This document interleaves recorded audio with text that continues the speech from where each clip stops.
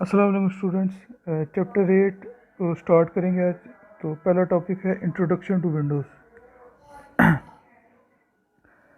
सबसे पहले operating system होता क्या है। ऑपरेटिंग सिस्टम असल में एक सॉफ्टवेयर है, ठीक है। एक सिस्टम सॉफ्टवेयर है जो कि पूरे कंप्यूटर को कंट्रोल कर रहा होता है, ठीक है। इसका कंप्यूटर पे होना ज़रूरी है, इसके बगैर कंप्यूटर नहीं चल सकता, ठीक है। तो ऑपरेटिंग सिस्टम जो है ये मेन प्रोग्राम है कंप्यूटर का, यानी कि ये कंप्यूटर की हर चीज़ को कंट्रोल करता है, हर चीज़ को मैनेज करता है, ठीक है। हर चीज़ को जो है वो चलाता ऑपरेटिंग सिस्टम है, ठीक है। तो कंप्यूटर में जितना भी हार्डवेयर है उसके अंदर रैम है, सीपीयू है, इस सारी चीज़ों को ऑपरेटिंग सिस्टम जो है वो हैंडल कर रहा होता है, ठीक है। हम एक गेम चलाते हैं, उस गेम को चलाने के लिए ऑपरेटिंग सिस्टम जो है वो काफ़ी काम करता है, ठीक है। उसमें उसको कितनी रैम चाहिए, कितनी हार्ड डिस्क चाहिए, कितनी जो है वो प्रोसेसर की स्पीड चाहिए, ये सारा कुछ ऑपरेटिंग सिस्टम उसको देगा, ठीक है। तो इसके अंडर जो है ये वो गेम जो है वो चलेगी। अच्छा, इसका काम रिसोर्स मैनेजमेंट है, यानी कि रिसोर्सेज जो है वो हमारे हार्ड डिस्क, रैम, सीपीयू, ऐसी ऐसी सारी चीज़ों को हम रिसोर्सेज कहते हैं, ठीक है। तो उनको जो ऑपरेटिंग सिस्टम वो मैनेज करता है। तो विंडोज़ भी एक ऑपरेटिंग सिस्टम है, ठीक है, इसलिए मैं आपको ऑपरेटिंग सिस्टम के बारे में बता रहा हूँ। तो रिसोर्सेज जो है वो, यानी कि हमने अगर एक टाइम में 10 सॉफ्टवेयर चलाए हुए हैं, ठीक है। एक कैलकुलेटर है, 5 MB रैम उसको चाहिए, ठीक है। कुछ स्पीड उसको प्रोसेसर की चाहिए, वो सारी चीज़ें उसको देगा। साथ ही हमने एक जो है वो मीडिया प्लेयर चलाया हुआ है, उसको भी रैम चाहिए, प्रोसेसर चाहिए, ठीक है। हार्ड डिस्क में स्पेस चाहिए, तो वो सारा कुछ उसको भी देगा। इसी तरह उसके साथ हमने अगर एक कोई और ब्राउज़र चलाया हुआ है तो उसको भी चीज़ें देगा, ठीक है। तो इसका काम जो है वो रिसोर्सेज को मैनेज करना है, ठीक है। जिसको जितनी रैम, हार्ड डिस्क, प्रोसेसर वगैरह चाहिए, ये उनको फ्राहम करते हैं। अच्छा, बाकी सारी मैनेजमेंट जो कंप्यूटर की है वो सारी इसके अंडर होती है, ठीक है। यानी हर चीज़ को वो मैनेज करेगा, कौन सी फाइल कहाँ पे पड़ी हुई है, ठीक है। कौन सी जो है वो चीज़ किस प्रोग्राम को चाहिए वो उसको देगा।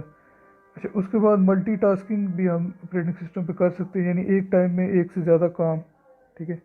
ये हम ऑपरेटिंग सिस्टम, आजकल के ऑपरेटिंग सिस्टम के ऊपर कर सकते हैं। फिर ये सिक्योरिटी भी फ्राहम करता है, ठीक है। अगर कंप्यूटर को 5 यूज़र चलाते हैं तो हर यूज़र की अपनी प्राइवेसी है, ठीक है। उसका अपना पर्सनल डाटा होता है, ठीक है। वो उस यूज़र को कोई जो है वो शो होगा, बाकियों को शो नहीं होगा। फिर हर यूज़र अपना पासवर्ड रख सकता है। अच्छा, उसके बाद हर ऑपरेटिंग सिस्टम का एक इंटरफेस होता है, यानी कि उसकी एक शक्ल होती है जहाँ से यूज़र उस ऑपरेटिंग सिस्टम को इस्तेमाल करता है। जैसे कि पुराने ज़माने में डास होता था, ठीक है। वो डास जो है वो देखने में कोई इतना खूबसूरत नहीं था, ठीक है। और उसको इस्तेमाल करना भी मुश्किल था, हर काम कमांडें दे के करते थे और वो स्लो था काफ़ी। तो जो डास ऑपरेटिंग सिस्टम है उसके इंटरफेस को हम CLI कहते हैं, यानी कमांड लाइन इंटरफेस। यानी इसमें हर काम जो है वो कमांड दे के किया जाता है। उसके बाद जो दूसरा ऑपरेटिंग सिस्टम है, दूसरा इंटरफेस है, ठीक है, ऑपरेटिंग सिस्टम का, उसको हम GUI कहते हैं, यानी graphical user interface. Graphical user interface जो है ये देखने में अच्छा होता है, ठीक है। इसमें सारे यानी खूबसूरत होता है, इसमें आइकन्स होते हैं, मेन्यूज़ होते हैं, ठीक है। बटनों की मदद से जो है हम पूरे ऑपरेटिंग सिस्टम को इस्तेमाल करते हैं। जैसा कि आजकल के दौर में विंडोज़ ऑपरेटिंग सिस्टम है, या लाइनक्स है, या ठीक है मैक OS, ये सब इसकी एग्जांपल्स हैं। अच्छा, अब विंडोज़ जो है वो क्या है, वो भी एक ऑपरेटिंग सिस्टम है, ठीक है। और दुनिया का सबसे जो मशहूर ऑपरेटिंग सिस्टम है वो विंडोज़ है। दुनिया में 90% जो है वो विंडोज़ का ऑपरेटिंग सिस्टम इस्तेमाल किया जा रहा है। विंडोज़ के अंदर भी ग्राफिकल यूज़र इंटरफेस है, ठीक है। इसमें भी जो है वो आइकन्स है, माई कंप्यूटर, माई डॉक्यूमेंट, इन सारी चीज़ों के आइकन्स होते हैं। और इसके अलावा उसमें मेन्यूज़ होती हैं। इसमें फ़ाइल, एडिट, ठीक है, वो ऊपर सारी मेन्यूज़ है जिनको क्लिक करके तो मुख्तलिफ कमांडें हम कंप्यूटर को दे सकते हैं। अच्छा, इसका काम क्या है, इसका काम भी वही है जो एक ऑपरेटिंग सिस्टम का होता है। जैसे मैंने बताया, मैनेजमेंट करता है, ठीक है। आपको पहले मैंने बताया कि कंप्यूटर के अंदर जो जो चीज़ें हैं उन सारी चीज़ों को मैनेज करेगा। किस प्रोग्राम को कितनी रैम चाहिए, कितना प्रोसेसर चाहिए, वो सारी चीज़ें प्रोवाइड करेगा। फिर इसका काम सिक्योरिटी प्रोवाइड करना है, ठीक है। हर यूज़र को सिक्योरिटी देगा, उसका अपना पासवर्ड है, ठीक है, उसका अपना पर्सनल डाटा है जो कि सिर्फ वही यूज़र जो है वो उसको देख सकेगा, बाकी यूज़र्स जो है वो उसके पर्सनल डाटा को नहीं देख सकेंगे। अच्छा, उसके बाद विंडोज़ जो है वो मल्टीटास्किंग उसमें की जा सकती है, यानी एक टाइम में एक से ज़्यादा प्रोग्राम हम चला सकते हैं। अच्छा, विंडोज़ जो है उसमें बहुत से पेरिफेरल डिवाइसेस की सपोर्ट मौजूद है, ठीक है। बहुत से माउस, कीबोर्ड, बहुत से टाइप्स के वो इसके ऊपर चलाए जा सकते हैं, ठीक है। सिर्फ और भी बहुत से डिवाइसेस हैं, ठीक है। उन सब वो सब जो है वो इस विंडोज़ के ऊपर सपोर्टेड है, इनके इस पर हम आसानी से चला सकते हैं। उनका ड्राइवर इसके अंदर पहले से ही मौजूद होता है, ठीक है। अगर वो ड्राइवर नहीं मौजूद तो हम वो ड्राइवर इंस्टॉल करके तो डिवाइस को जो है चला लेंगे, ठीक है। यानी अगर कोई प्रिंटर है या ऐसी कोई चीज़ है तो वो यहाँ तो विंडोज़ में उसमें पहले ड्राइवर मौजूद होगा या फिर वो ड्राइवर उसमें डालना पड़ेगा और वो फिर उस विंडोज़ के ऊपर चल सकता है। अच्छा, विंडोज़ के जो है मुख्तलिफ वर्जन है, ठीक है। एक्सपी बहुत पॉपुलर वर्जन था। आपकी जो बुक है उसके अंदर सारा एक्सपी को ही एक्सप्लेन किया गया हुआ है। और इसके अलावा विंडोज़ 7 है, विंडोज़ 10 है, लेटेस्ट जो वर्जन है विंडोज़ का वो विंडोज़ 10 है। अब कुछ टर्म्स हैं जो कि रिलेटेड हैं विंडोज़ के साथ। अच्छा, सबसे पहले डिस्क ड्राइव्स। डिस्क ड्राइव्स, हम जब माई कंप्यूटर खोलते हैं तो उसके अंदर हमें ये सी ड्राइव, डी ड्राइव, ठीक है, जैसे नीचे पिक्चर बनी हुई है इस तरह की ड्राइव्स नज़र आती हैं, ठीक है। इनको हम डिस्क ड्राइव कहते हैं। इनका काम क्या होता है, इनके अंदर हम फाइलों को स्टोर कर सकते हैं, ठीक है। डाटा, इंस्ट्रक्शंस, जो भी चीज़ है हमारे पास इंफॉर्मेशन है उसको हम इन ड्राइवों के अंदर रख सकते हैं। अब इसमें सी ड्राइव है जो कि बहुत कॉमन है। सी ड्राइव जो है ये हार्ड डिस्क की ड्राइव होती है, ठीक है। और इसके अंदर जो है वो विंडोज़ को भी इस पर ही रखा जाता है और इसके अलावा भी हम इसमें प्रोग्राम वगैरह, ठीक है, फाइलें रख सकते हैं, ठीक है, डाटा इंफॉर्मेशन रख सकते हैं। उसके बाद ए ड्राइव है। ए ड्राइव जो है ये फ्लॉपी के लिए ड्राइव होती है कंप्यूटर के अंदर, ठीक है। जिस कंप्यूटर में फ्लॉपी ड्राइव होता है, पुराने कंप्यूटर में होता था, अब ये ख़त्म हो गया, तो उनमें जो है वो ए ड्राइव मौजूद होती है। जब हम फ्लॉपी चलाते हैं तो ए ड्राइव के ऊपर जो है वो चलती है। ए के अलावा बी ड्राइव भी बाद कंप्यूटर में होती है। बी ड्राइव जो है वो भी फ्लॉपी के लिए, यानी कि बाद कंप्यूटर में दो फ्लॉपी ड्राइव लगाई जाती थी, तो फिर पहली ए बन जाती थी, दूसरी बी बन जाती थी। एक फ्लॉपी जो है उसमें सिर्फ 1.4 MB स्पेस होती है। आजकल के दौर में 1.4 MB जो है ये बहुत छोटा साइज़ है, तो इस वजह से फ्लॉपी जो है वो अभी जो है वो ख़त्म हो गई है, ठीक है, उसका इस्तेमाल ख़त्म हो गया। ये बहुत ही रेयर है। अच्छा, उसके बाद ये जो सी ड्राइव के अलावा इसमें डी ड्राइव, ई ड्राइव, ऐसी ड्राइव भी मौजूद होती हैं। इन ड्राइव्स का जो काम है वो असल में वो भी हार्ड डिस्क की ही ड्राइव्स हैं, ठीक है। असल में हम क्या करते हैं कि हम हार्ड डिस्क की पार्टीशन कर देते हैं, यानी कि उस हार्ड डिस्क के मुख्तलिफ हिस्से बना देते हैं। एक को सी का नाम दे दिया, एक को डी का दे दिया, एक को ई का दे दिया। ये हमारी मर्ज़ी है कि हम कितनी उसकी पार्टीशंस करें, ठीक है। सी ड्राइव तो लाजमी हर कंप्यूटर में होगी, ठीक है। इसके अलावा हम जितनी उसके हिस्से करना चाहें हम कर सकते हैं। तो इनको फिर D drive, E drive, F drive इस तरह से नाम दिए जाते हैं। इसके अलावा कुछ नेटवर्क ड्राइव्स भी कंप्यूटर में होती हैं, ठीक है, जो कि नेटवर्क की होती हैं। वो उनका जो आमतौर पे नाम है वो एच ड्राइव या जी ड्राइव होता है, ठीक है। बाकी ये सारी ड्राइव्स माई कंप्यूटर के अंदर पाई जाती हैं। अच्छा, उसके बाद हमारा नेक्स्ट जो टॉपिक है वो है फोल्डर्स। फोल्डर जो है वो डायरेक्टरी है, ठीक है।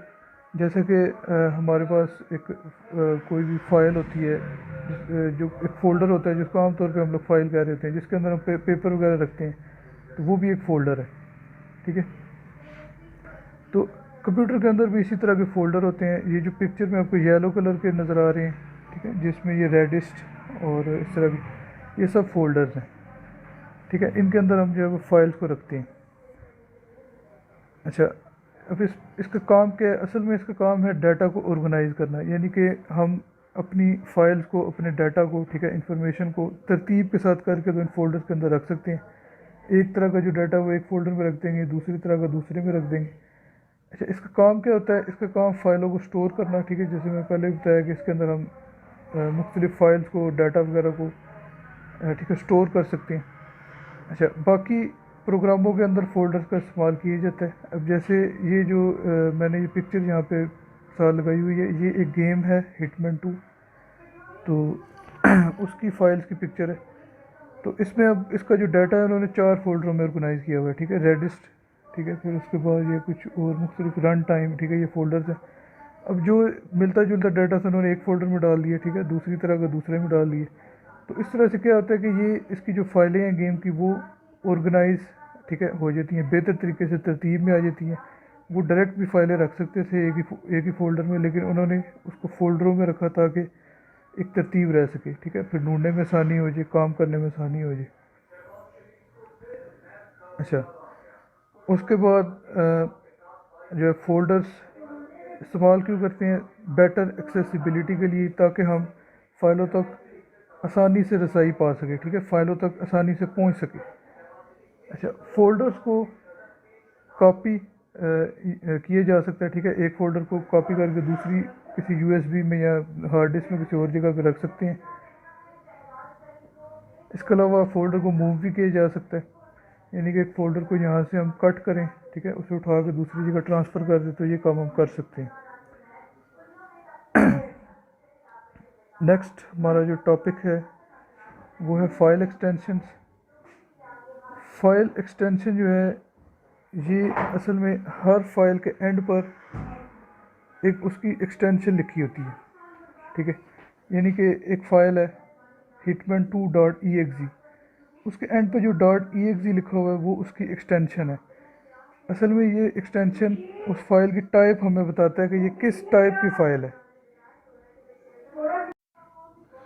अच्छा, तो एक्सटेंशन को फाइल के नाम के बाद डॉट डाल के उसके बाद लिखा जाता है, ठीक है, जैसे hitman2.exe है, अगर तो .exe उसकी एक्सटेंशन है, ठीक है, exe का मतलब होता है एग्जीक्यूटेबल, यानी कि ये प्रोग्राम की फ़ाइल है जो कि चल सकती है, उसको हम exe फाइल कहते हैं।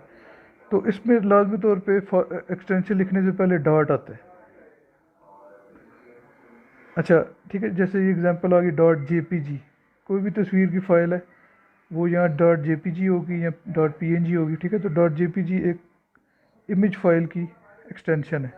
जैसे कि मिसाल है कि अफरीदी.jpg अगर एक फ़ाइल है, अब अफरीदी उस फाइल का नाम है, .jpg, ठीक है, उसकी एक्सटेंशन है। अच्छा, एक्सटेंशन का काम क्या होता है कि इससे वो फाइल जो है वो एक प्रोग्राम के साथ एसोसिएट हो जाती है, यानी कि जो जेपीजी फाइल है वो क्योंकि एक इमेज फाइल है, तो वो जो इमेज फाइल है वो क्योंकि पिक्चर व्यूवर के ऊपर देखी जाती है या पेंट पे चलाई जाती है, तो पेंट या इस तरह के जितने भी तस्वीर चलाने वाले प्रोग्राम हैं वो इस फाइल को अपने साथ एसोसिएट कर लेते हैं। उनको पता चल जाता है कि जो भी .jpg फाइल कंप्यूटर में मौजूद है वो पिक्चर की फ़ाइल है, ठीक है, तो वो फिर आसानी से वो जो फाइलें हैं वो इन प्रोग्रामों पे चलाई जा सकती हैं, ठीक है, जैसे कि पेंट है वो उसके ज़रिए हम जो .jpg में फ़ाइल सेव भी कर सकते हैं, ताकि फिर दोबारा जब हम कंप्यूटर में ढूंढें तो .jpg फाइलें जितनी भी होगी वो उस पेंट के प्रोग्राम को पता चल जाएगा कि ये तस्वीर की फ़ाइल है, ठीक है, तो उनको हम उसके ऊपर फिर चला सकते हैं।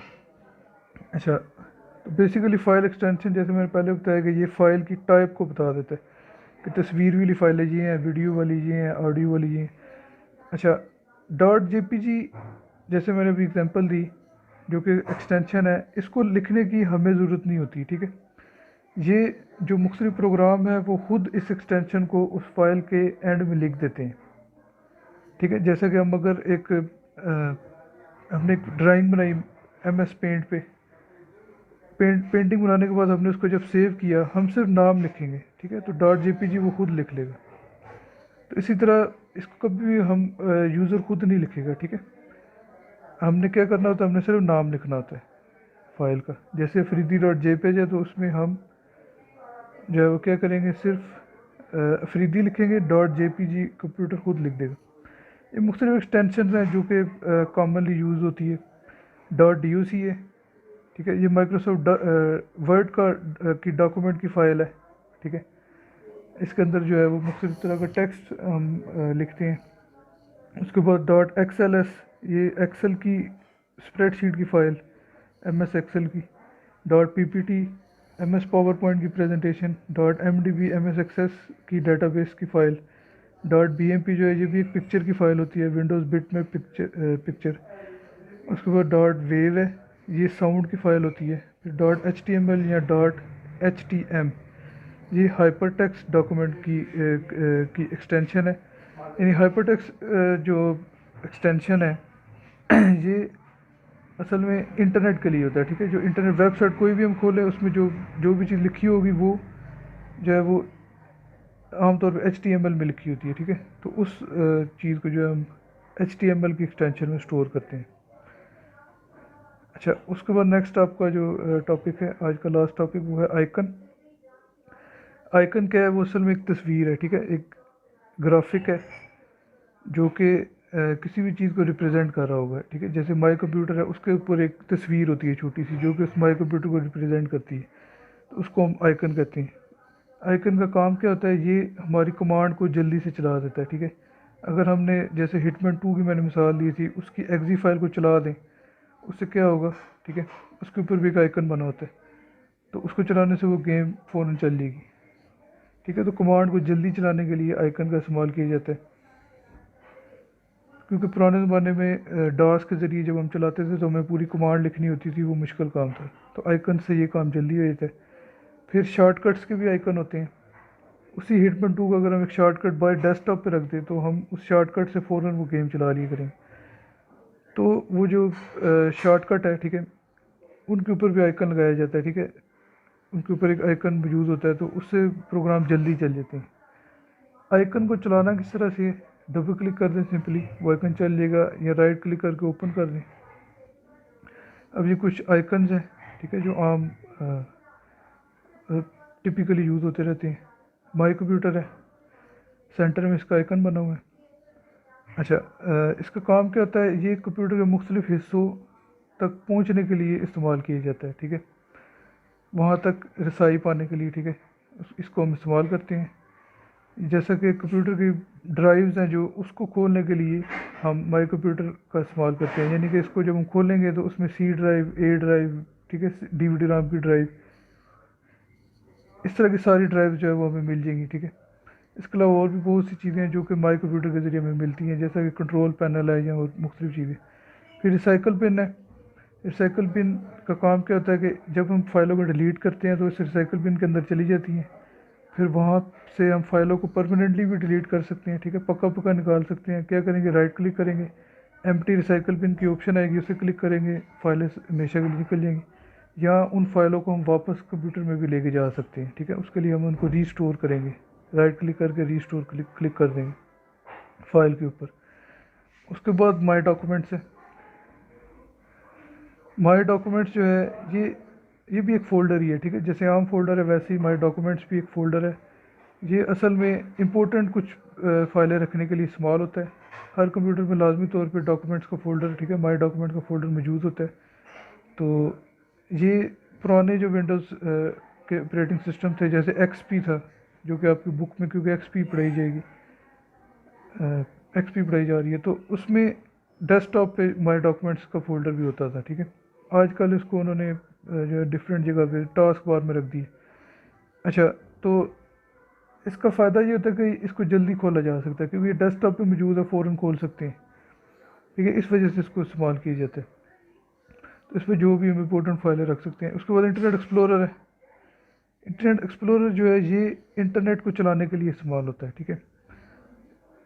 इंटरनेट एक्सप्लोरर एक ब्राउज़र है, ठीक है, और ब्राउज़र जो है उसके ऊपर हम क्या है कि हम www यानी वर्ल्ड वाइड वेब को चला सकते हैं, यानी कि वेबसाइटों को चला सकते हैं, ठीक है। दुनिया में जितनी भी वेबसाइटें हैं वो इसके ऊपर हम चला सकते हैं, ठीक है। तो ये कुछ कॉमन आइकन्स थे।